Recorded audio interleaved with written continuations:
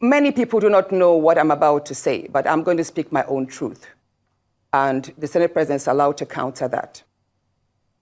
It all started on the 8th of December, 2023, which was a day before his birthday and my birthday.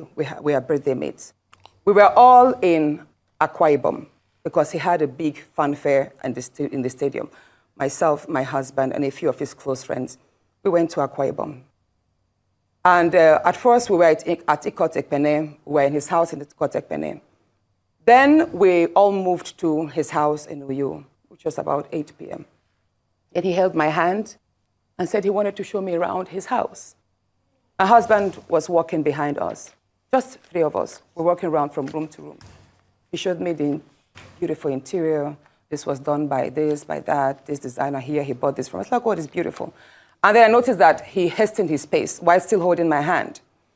And my husband was behind, still on his phone, but he was catching up whenever he could. And then he got to this particular sitting room, and he said, do you like my house? I said, of course, sir. Every room, beautiful, nice interior, quality taste. He said, now that you're a senator, I'm going to create a time for us to come spend quality moments here.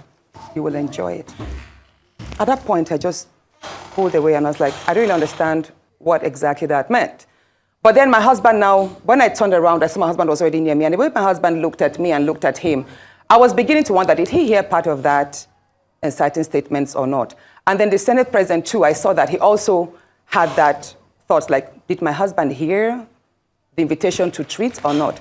So then the Senate President now said, oh, by the way, let me show you my chapel. He has a chapel in his house as well. So when we were going to the chapel, you know, we walked in silence and all.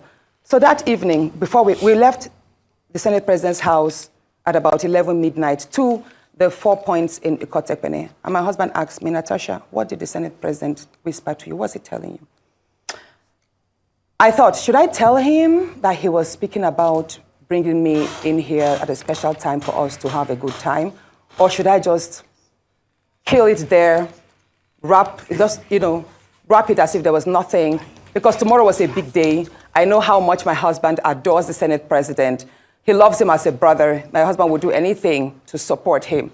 So I told my husband, nothing. I can't remember what I created, but I just gave him some words to manage, to mask what was said. When we laid in bed, I looked to my right, and my husband wrapped his arms around me, and he said, my love, you know you can't tell me anything. What did the Senate President tell you?